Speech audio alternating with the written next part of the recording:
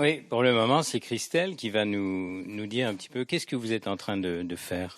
Alors là, je suis en train de sculpter un bridge de 3 dents. Donc je sculpte en cire. Une fois que je l'ai sculpté donc en cire, je vais le mettre en cylindre. Une fois que je l'ai mis en cylindre, donc je vais le couler en métal.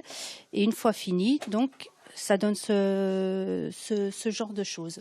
Là, vous êtes vraiment en situation professionnelle et si tout va bien, alors l'examen, c'est le 14 décembre. Oui. Et ensuite, vous savez un peu où vous allez aller? Et bien après, logiquement, je dois avoir un emploi à la clé. Donc, où je continuerai à être formée pour développer tout ce que j'aurai appris ici. Très bien.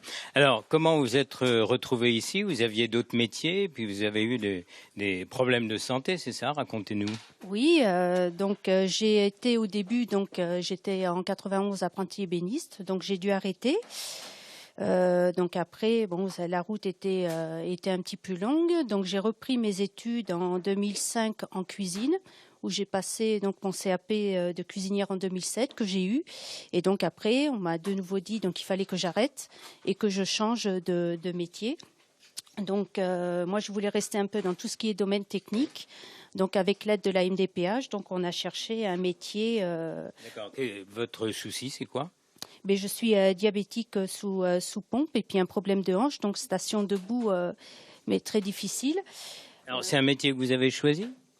Oui, parce que ça faisait longtemps que ça me trottait un petit peu dans la tête et je me disais est-ce que je vais pouvoir continuer toujours en restant dans le domaine technique. Donc avec l'aide de la MDPH, donc on a monté un dossier.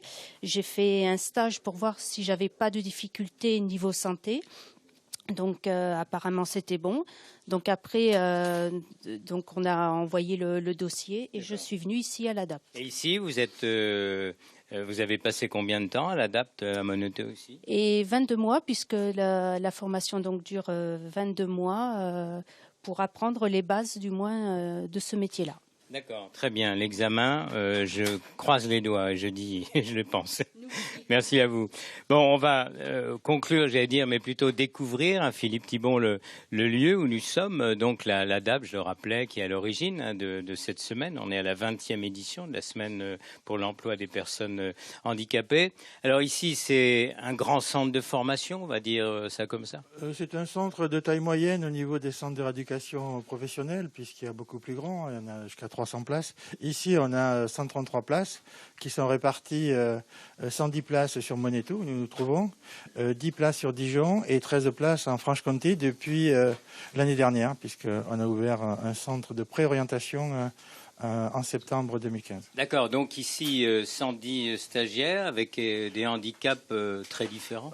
On accueille beaucoup de handicaps fonctionnels et maladies internes invalidantes. Donc souvent handicap invisible, ce qui des fois choque un peu les personnes qui viennent parce que c'est pas très visible. On a par exemple assez peu de fauteuils, c'est pas un centre qui accueille vraiment des handicaps très lourds. Souvent on imagine un handicapé en fauteuil. Non, beaucoup d'handicaps fonctionnels, épaules, colonne vertébrale, jambes, etc. Et puis tout ce qui est comme Christelle, par exemple, le diabète, etc. D'accord.